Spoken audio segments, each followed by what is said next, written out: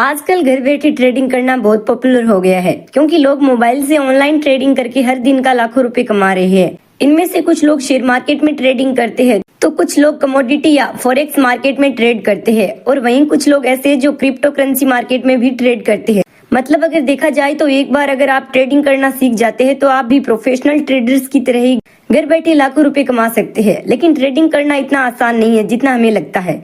इसीलिए आज मैं इस वीडियो में आपको बताने वाली हूँ कि ट्रेडिंग कैसे करें, मोबाइल से ऑनलाइन ट्रेडिंग कैसे करते हैं और घर बैठी ट्रेडिंग करने के लिए आपको क्या क्या करना पड़ता है। इसके अलावा हम आपको ये भी बताएंगे कि ट्रेडिंग करने से पहले आपको कौन कौन सी बातों का ध्यान रखना चाहिए।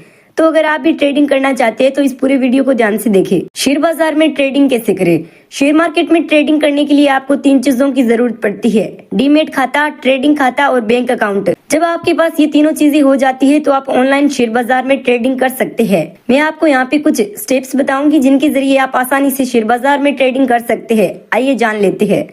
हमारा पहला स्टेप है एक अच्छा ब्रोकर सिलेक्ट करें। ट्रेडिंग करने के लिए सबसे पहला स्टेप होता है सही ब्रोकर का चुनाव करना, क्योंकि अगर आपने एक बार गलत ब्रोकर चुन लिया तो आपको ट्रेडिंग में हमेशा नुकसान ही होगा। जैसा कि आपको पता है आजकल ऑनलाइन ट्रेडिंग का जमाना है, इसीलिए ट्रेडिंग करने के लिए भी ऑनलाइन ब्रोकिंग एप्स मौजूद है जैसे जीरोधा, अपस्टॉक्स, एंजल ब्रोकिंग, 5 पैसा।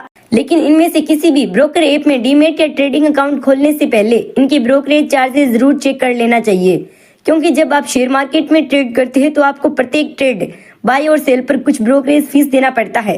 अधिकतर ट्रेडिंग एप्स में ये ब्रोकरेज फीस 20 रुपए ट्रेड के हिसाब से लगती है, चाहे फिर आप डिलीवरी ट्रेडिंग कर रहे हो, स्विंग ट्रेडिंग करें या इंट्राडे ट्रेडिंग। आपका काम आसान करने के लिए मैं आपको इंडिया के नंबर 1 डिस्काउंट ब्रोकर अपस्टॉक्स पर डीमेट अकाउंट खोलने की सलाह देती हूँ, क्योंकि अपस्टॉक्स को खुद रतन टाटा ने फंड किया है। तो आप समझ ही सकते हैं कि ये कितना ट्रस्टेड और भरोसेमंद ऐप है। अब बात आती है कि अपस्टॉक्स पर डीमेट अकाउंट कैसे बनाएं। तो इसके लिए अगला स्टेप फॉलो करें। हमारा अगला स्टेप है डीमेट और ट्रेडिंग अकाउंट खोले। अब आपने ब्रोकर चुन लिया है तो अगला कदम है उस ब्रोकर के पास अपना डीमेट और ट्रेडिंग अकाउंट खोलना। आइए अब इसके चरण देख लेते हैं। अब स्टॉक्स पर डीमेट और ट्रेडिंग अकाउंट खोलने के लिए आपको इन चीजों की जरूरत होगी: Aadhaar card, PAN card, bank account, mobile number, email ID. ध्यान रखिए आपके आधार कार्ड और बैंक अकाउंट से मोबाइल नंबर लिंक होना चाहिए, ताकि बाद में जब आप अपने ट्रेडिंग अकाउंट में पैसा ट्रांसफर करें तो कोई दिक्कत ना आए। हमारा थर्ड स्टेप है ट्रेडिंग करने के लिए बैंक खाता लिंक करें। अब आपका डीमेट और ट्रेडिंग अकाउंट खुल चुका है। अब आपको आपके ईमेल आईडी पर जो लॉगिन डिटेल्स भेजी गई है उसे अपस्टॉक में एंटर करके लॉगिन करना। अब आपको शेयर मार्केट में ऑनलाइन ट्रेडिंग करने के लिए अपने बैंक अकाउंट को ट्रेडिंग अकाउंट से लिंक करना होगा, क्योंकि उसी के जरिए आप अपने बैंक अकाउंट में पैसा सेंड और रिसीव कर पाएंगे। बैंक अकाउंट लिंक करने के लिए आपको अपस्टॉक ऐप के अंदर अपना बैंक अकाउंट नंबर और IFSC कोड डालकर वेरीफाई करना होगा। अब आप ट्रेडिंग करने के लिए पैसा ऐड कर सकते हैं, जिसकी डिटेल आपको अगले स्टेप में मिलेगी। लेकिन ध्यान रहे आपके द्वारा ट्रेडिंग अकाउंट से जोड़ा गया बैंक अकाउंट चालू हालत में होना चाहिए। बैंक अकाउंट कोई भी हो सकता है, सेविंग अकाउंट हो या फिर करंट अकाउंट। जो बैंक अकाउंट आपने ट्रेडिंग अकाउंट से जोड़ा है उस बैंक अकाउंट में वही मोबाइल नंबर लिंक होना चाहिए जिसके जरिए आपने डीमेट खाता खोला हो। हमारा अगला स्टेप है ऑनलाइन ट्रेडिंग खाते में पैसा ऐड करें। ऊपर दिए गए सभी स्टेप्स कंप्लीट करने के बाद आपको अपने ब्रोकर ऐप में जाकर ऐड फंड पर क्लिक करना और वह अमाउंट डालना जितना पैसा आप ऐड करना चाहते हैं। बैंक अकाउंट के अलावा आप नेट बैंकिंग और यूपीआई की मदद से भी ट्रेडिंग अकाउंट में पैसा ऐड कर सकते हैं। मेरा अगला स्टेप है अपने पसंदीदा स्टॉक को ट्रेड करें। एक बार जब आप अपने ट्रेडिंग अकाउंट में पैसा ऐड कर लेते हैं तो अब आप शेयर बाजार में ऑनलाइन ट्रेडिंग करना शुरू कर सकते हैं। आप चाहे तो इंट्राडे ट्रेडिंग कर सकते हैं या स्विंग ट्रेडिंग या फिर ऑप्शन ट्रेडिंग।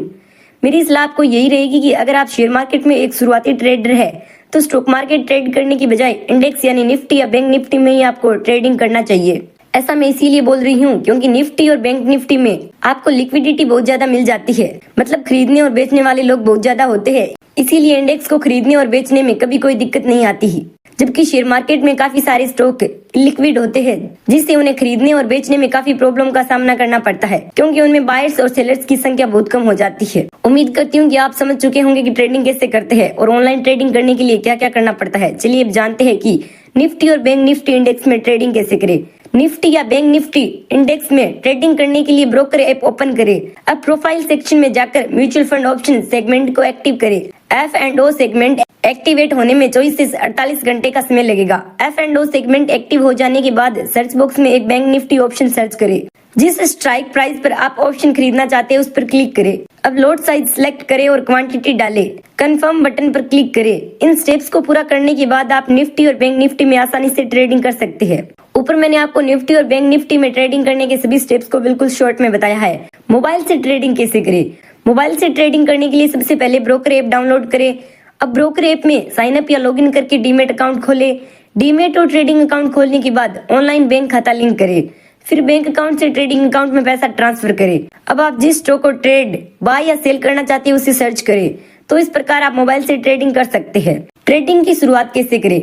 ट्रेडिंग की शुरुआत करने के लिए आपको अपना डीमेट और ट्रेडिंग अकाउंट खोलना होगा। फिर अपने ट्रेडिंग अकाउंट को बैंक अकाउंट से लिंक करना होगा। ट्रेडिंग की शुरुआत करने के लिए आपको अपना डीमेट और ट्रेडिंग अकाउंट खोलना होगा। फिर आपने ट्रेडिंग अकाउंट को बैंक अकाउंट से लिंक करना होगा।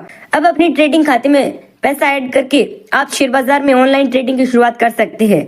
अब ये तो बात हो गई शॉर्ट में कि ट्रेडिंग कैसे करते हैं, जिसके बारे में हम ऊपर भी बात कर चुके हैं। लेकिन ट्रेडिंग करने से पहले आपको नीचे दी गई बातें जानना बहुत जरूरी है, जो आपको सफल ट्रेडर बनने में मदद करेगी। ट्रेडिंग करने से पहले ये जरूरी बातें जान ले। शेयर बाजार में नए ट्रेडर्स ट्रेडिंग करते समय अक्सर बहुत सारी गलतियां करते हैं, जिससे उन्हें शुरुआत में काफी पैसा खोना पड़ता है। लेकिन अगर आप पहले ही उन सभी गलतियों से सीख लेते हैं तो आप ट्रेडिंग में अपना नुकसान करने से बच पाएंगे। इसलिए आपको ट्रेडिंग करने से पहले नीचे दी गई बातों को जरूर अप्लाई करना चाहिए। जैसे ट्रेडिंग करते समय स्टॉप लॉस जरूर लगाए। हर ट्रेडर के लिए ट्रेडिंग करते समय स्टॉप लॉस लगाना बहुत जरूरी होता है। स्टॉप लॉस लगाने का मतलब होता है अपने नुकसान को सीमित कर देना। मतलब जब आप स्टॉप लॉस लगा देते हैं तो आपको एक अमाउंट के बाद लॉस होना बंद हो जाता है और वह अमाउंट आप अपनी रिस्क के अनुसार खुद डिसाइड कर सकते हैं। मान लीजिए अगर आपने कोई शेयर 100 रुपए का खरीदा है और आप चाहते हैं कि जब वह 85 रुपए पर आए तो अपने आप सेल हो जाए, क्योंकि आप इससे ज्यादा नुकसान नहीं लेना चाहते, तो इससे आप 85 रुपए पर स्टॉप लॉस ऑर्डर लगाकर रख सकते हैं। अब मान लीजिए किसी कारण से कुछ समय बाद वह शेयर 55 रुपए पर आ जाता है, तो आपको केवल 15 रुपए का ही नुकसान होगा, क्योंकि आपने 85 रुपए पर स्टॉप लॉस ऑर्डर लगा दिया था। इसका मतलब है कि अगर आपने स्टॉप लॉस ना लगाया होता तो आपको बहुत ज्यादा नुकसान हो जाता। इसीलिए ट्रेडिंग करते समय स्टॉप लॉस लगाना बहुत जरूरी है। कम वॉल्यूम वाले शेयर को ट्रेड मत करिए। कम वॉल्यूम वाले शेयर का मतलब है कि उसमें खरीदने और बेचने वाले लोग बहुत कम हैं। मतलब वह सिर्फ इतना पॉपुलर नहीं है, इसी कारण उसमें लोग बाय और सेल बहुत कम करते हैं। ऐसे शेयरों को इलिक्विड स्टॉक्स कहते हैं। आपको इस प्रकार के कम वॉल्यूम वाले इलिक्विड शेयर में ट्रेडिंग नहीं करना चाहिए, क्योंकि इनमें आपको अपर या लोअर सर्किट लगते हुए देखने को मिल जाएंगे। मतलब शेयर खरीदने के बाद आपको उसे बेचने में दिक्कत आएगी। इसलिए इस प्रकार के स्टॉक से हमेशा दूर रहे और जब भी किसी स्टॉक में ट्रेड करे तो उसका वॉल्यूम जरूर चेक कर ले।